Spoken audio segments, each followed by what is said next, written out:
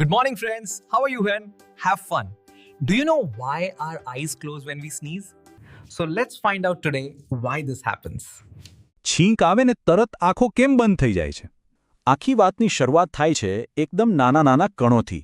માની લો કે ધૂળ, ફૂલોની પરાગરજ કે પછી રસોડામાં મરચાંનો વઘાર.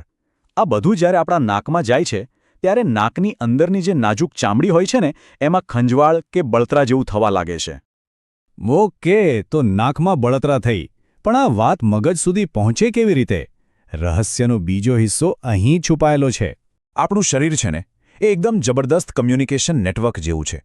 આપણું નાક, આંખો અને મગજ આ બધા જ અંગો એકબીજા સાથે નસોના એક જટિલ નેટવર્કથી જોડાયેલા છે. એનાથી તેઓ એકબીજા સાથે વાત કરે છે. એમ સમજી લો કે આ નસો જાણે કે મેસેજ મોકલનારા સુપરફાસ્ટ વાયર્સ છે. જેવી નાકમાં કોઈ તકલીફ થઈ તરત જ આ વાયર મગજને એક ઇમરજન્સી સિગ્નલ મોકલે છે. અને એ પણ કેટલી ઝડપથી ખબર છે? એકદમ વીજળીની ગતિએ. અને જેવો મગજને આ ઇમરજન્સી મેસેજ મળ્યો એ તરત જ એક્શનમાં આવી જાય છે.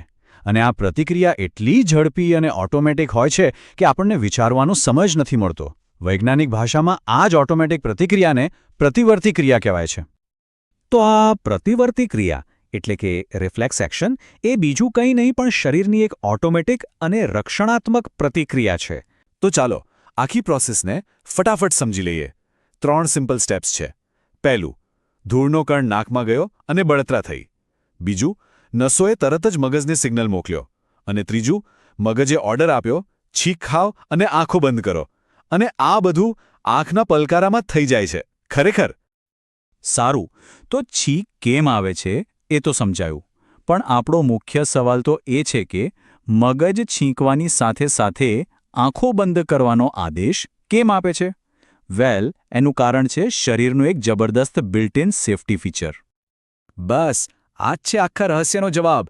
જ્યારે આપણે છીંકીએ છીએ ત્યારે નાકમાંથી હવા, કચરો અને લાખો જીવાણુઓ જોરથી બહાર ફેંકાય છે. તો આ બધું આંખોમાં ના જતું રહે એને રોકવા માટે જ આંખો આપોઆપ બંધ થઈ જાય છે. સિમ્પલ. જરા વિચારો, જો છીંકતી વખતે આંખો ખુલ્લી રહે તો શું થાય?